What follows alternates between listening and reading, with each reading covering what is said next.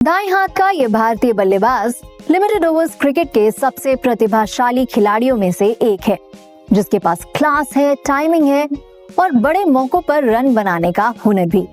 बस फर्क इतना है कि किस्मत ने उसके सफर में कई बार मुश्किलें डाली हैं। कभी टीम में अपनी जगह के लिए जंग, तो कभी जगह मिलते ही चोट का झटका।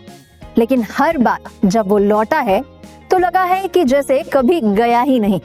हर वापसी पहले से ज्यादा मजबूत, पहले से ज्यादा यकीन के साथ। यही जज्बा, यही भरोसा उसे बाकियों से अलग बनाता है।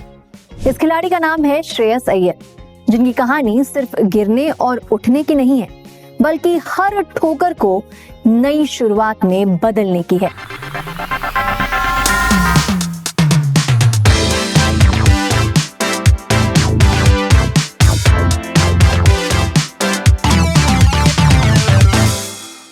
नमस्कार, मेरा नाम है मेघा और आप देख रहे हैं बजर बट्टू स्पॉट्स। 6 दिसंबर 1994 को मुंबई में संतोष अय्यर के घर श्रेयस अय्यर का जन्म हुआ। जब क्रिकेट की दुनिया में सचिन का नाम तेजी से आगे बढ़ रहा था, तब श्रेयस को भी क्रिकेट पसंद आने लगा था। खिलौनों को थामने की उम्र में ही श्रेयस ने बैट थाम लिया था। पिता को बचपन में ही एहसास हो गया था कि उनके बेटे में टैलेंट है, और इसलिए जब श्रेयस 12 साल के हुए तो वो उन्हें मुंबई के मशहूर क्रिकेट ग्राउंड शिवाजी पार्क लेकर गए। उस समय भारत के पूर्व क्रिकेटर प्रवीण आमरे अपने 2 दोस्तों के साथ मिलकर अकेडमी चला रहे थे।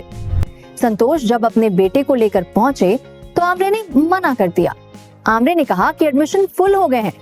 दरअसल उस अकेडमी में सिर्फ 25 क्रिकेटर्स को चुना जाता था। आमरे ने श्रेयस के पिता से अगले साल ट्राई करने को कह दिया।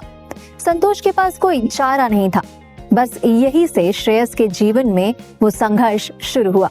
संघर्ष इंतजार का, जिसके हकदार है उसे हासिल करने के लिए इंतजार करना। खैर, 1 साल के बाद श्रेयस अय्यर आमरे की अकेडमी में थे। आमरे की देखरेख में श्रेयस का खेल निखर रहा था। मुंबई की अंडर 13 टीम में वो चुने गए और जमकर रन्स बनाए। श्रेयस का करियर कदम दर कदम आगे बढ़ रहा था। आमरे भी उनकी काबिलियत से काफी प्रभावित थे। लेकिन फिर आया अंडर 16 का दौर। इस दौर को श्रेयस अय्यर अपना बैड पैच कहते हैं, यानी बुरा दौर। श्रेयस के बल्ले से रन्स निकलने बंद हो गए, लेकिन उनमें प्रतिभा थी, जिसे अंडर 16 टीम के कोच विनोद राघवन पहचान चुके थे। राघवन ने सिलेक्टर्स को भरोसे में लिया। आगे चलकर श्रेयस को अंडर 16 टीम की कमान भी मिली। कुछ खिलाड़ी होते हैं जिनको जिम्मेदारियां पसंद आती हैं, वो जिम्मेदारी पाकर निखर जाते हैं। श्रेयस अय्यर का भी केस कुछ ऐसा ही है। अंडर 16 के कप्तान बने तो बैट पैच भी दूर भाग गया। श्रेयस के बल्ले से रन वापस निकलने लगे। विनोद और श्रेयस की जोड़ी मुंबई के लिए चल पड़ी। मुंबई के अंडर 19 टीम में भी इस जोड़ी ने कमाल दिखाया। श्रेयस अंडर 19 टीम के भी कप्तान बने। घरेलू क्रिकेट में अच्छा कर रहे श्रेयस पर अब बीसीसीआई की नजरें पड़ चुकी थी। साल 2014 में खेले गए अंडर 19 वर्ल्ड कप में उन्हें चुना गया। यहाँ में श्रेयस ने अपने बल्ले की छाप छोड़ी और क्वार्टर फाइनल्स और 5th प्लेस मैच में अर्धशतक जमाए। फिर आया श्रेयस के करियर का वो दौर जिसे उनके पिता उनके करियर का टर्निंग पॉइंट कहते हैं। श्रेयस को नॉटिंघमशायर के डिवीजन मैच में खेलने का मौका मिला। यहाँ श्रेयस सिर्फ एक खिलाड़ी के तौर पर नहीं निखरे, वो एक इंडिविजुअल के तौर पर भी बेहतर हुए। यानी श्रेयस अपने कंफर्ट जोन से बाहर आ रहे थे। अब समय आ गया था कि अय्यर को जल्द से जल्द हायर लेवल क्रिकेट में अपग्रेड किया जाए, और इसकी जिम्मेदारी उठाई प्रवीण आमरे ने। 2014-15 सीजन के लिए जब वो मुंबई की रणजी टीम के कोच बने तो श्रेयस को टीम में लेकर आए। यहाँ भी किस्मत ने श्रेयस के धैर्य की परीक्षा लेनी नहीं छोड़ी। आमतौर पर टॉप ऑर्डर में खेलने वाले श्रेयस अपने शुरुआती 3 रणजी मैचेस में नंबर 7 पर उतरे। मुंबई के लिए सीजन अच्छा नहीं जा रहा था और आमरे कुछ बदलाव करने की सोच रहे थे। उन्हें नंबर 3 पर एक बल्लेबाज चाहिए था, और इसके लिए उन्होंने श्रेयस से बात की। श्रेयस को तो बस मौका चाहिए था जो उनके सामने था। श्रेयस ने दोनों हाथों से इसे लपका और 175 गेंदों पर 153 रनों की पारी खेलकर न सिर्फ अपनी जगह बल्कि अपनी टीम को भी बचाया। श्रेयस अय्यर अच्छा परफॉर्म कर रहे थे और अब उनका आगे जाना भी तय लग रहा था। आईपीएल में खेलना उनका भी सपना बन चुका था। 2015 सीजन में 10 लाख की बेस प्राइस के साथ श्रेयस ने अपना रजिस्ट्रेशन कराया। श्रेयस के परिवार को उम्मीद थी कि कोई तो उन्हें खरीद ही लेगा।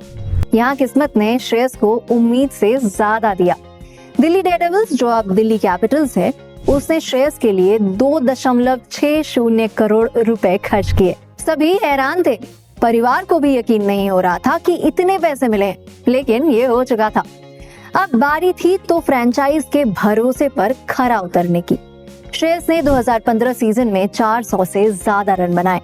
उनकी टीम जरूर प्लेऑफ में नहीं जा सकी, लेकिन उन्होंने emerging player of the year का खिताब जीता। 2018 में जब गौतम गंभीर की दिल्ली में वापसी हुई और फिर बीच सीजन उन्होंने टीम की कप्तानी छोड़ी, तो श्रेयस को ये बड़ी जिम्मेदारी मिली। अब याद कीजिए, अंडर 16 में क्या हुआ था। कप्तानी मिलते ही श्रेयस धुआंधार फॉर्म में आ गए थे। यहाँ भी वही हुआ। सिर्फ श्रेयस नहीं, उनकी पूरी टीम फॉर्म में आ गई।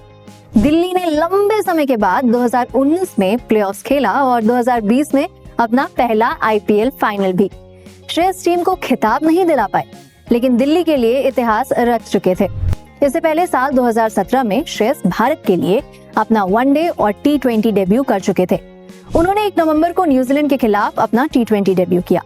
हालांकि इस मैच में उन्हें बल्लेबाजी का मौका नहीं मिला। 1 महीने बाद दिसंबर में श्रेयस ने श्रीलंका के खिलाफ वनडे डेब्यू किया, लेकिन अपने पहले मैच में वो कुछ खास नहीं कर पाए और 27 गेंद पर 9 रन बनाकर आउट हो गए। श्रेयस को भारतीय टीम का भविष्य माना जा रहा था और इसी कारण जब साल 2019 विश्व कप में टीम इंडिया के नंबर 4 की बहस चली, तो उसमें अंबाती रायडू के साथ श्रेयस का नाम भी जोर शोर से डिस्कस किया गया। हालांकि यहाँ उनके हिस्से इंतजार ही आया। वर्ल्ड कप में नंबर 4 एक्सपेरिमेंट सक्सेसफुल नहीं रहा, तो अगले साइकिल के लिए श्रेयस की टीम में जगह बनी। अब वो वनडे और T20 टीम में नियमित खेल रहे थे। टीम के लिए कई यादगार पारियां खेल वो नाम कमा चुके थे। 5 फरवरी 2020 को हैमिल्टन में न्यूजीलैंड के खिलाफ उनके बल्ले से पहला वनडे शतक निकला। इस पारी ने श्रेयस के धैर्य को साबित किया। श्रेयस को लगातार मौके मिल रहे थे और वो उन पर खरे भी उतर रहे थे। आईपीएल में अपनी कप्तानी का लोहा मनवा चुके श्रेयस में भविष्य का भारतीय कप्तान भी देखा जाने लगा। लेकिन फिर जिस दिल्ली को श्रेयस ने पहली बार आईपीएल फाइनल में पहुंचाया, उस टीम से उनकी राहें अलग हो गई। श्रेयस को नई टीम मिली, कोलकाता नाइट राइडर्स। इस बीच पीठ की चोट ने उनके लिए परेशानी खड़ी कर दी, जिसके चलते वो टीम इंडिया से भी बाहर रहे और 2023 का आईपीएल भी नहीं खेल पाए। लेकिन फिर उनके करियर में एक नया मोड़ आया। ये साल 2023 भारतीय क्रिकेट के लिए काफी अहम था। इस साल भारत में ही ओडीआई वर्ल्ड कप खेला जाना था।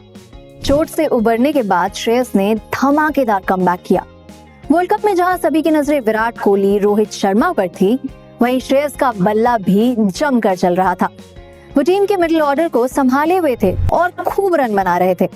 पाकिस्तान के खिलाफ नाबाद 53, श्रीलंका के खिलाफ 82, साउथ अफ्रीका के खिलाफ 77, नेदरलैंड्स के खिलाफ नाबाद 128 और फिर सेमीफाइनल में न्यूजीलैंड के खिलाफ 105 रन।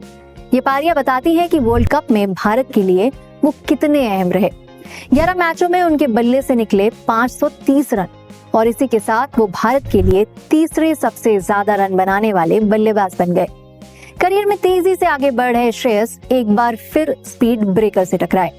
नए साल की शुरुआत में वो फिटनेस से जूझते नजर आए।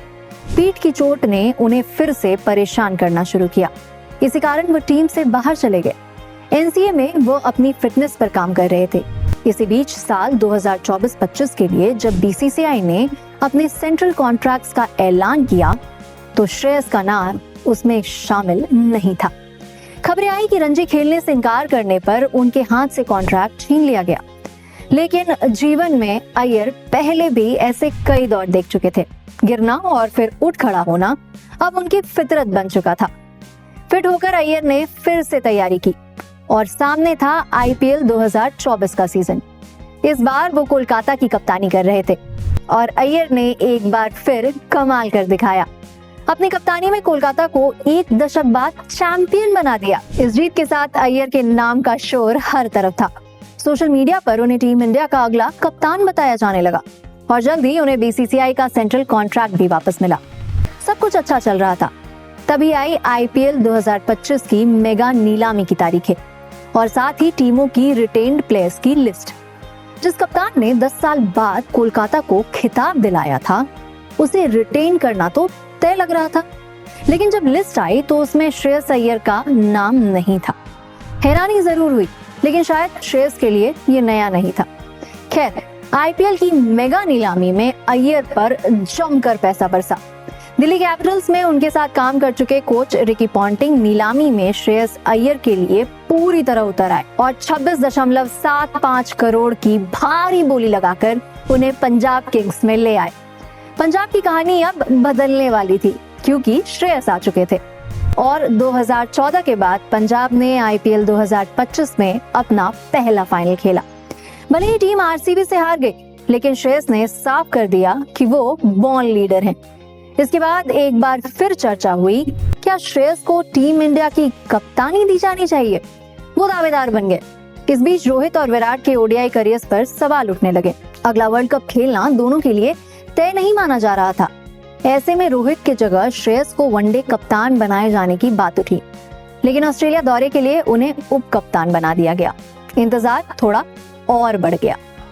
वैसे श्रेयस अय्यर की कौन सी चीज आपको सबसे ज्यादा पसंद है? कमेंट सेक्शन में हमें जरूर बताएं। और अगर वीडियो पसंद आया तो देखते रहिए बजर बट्टू स्पोर्ट्स।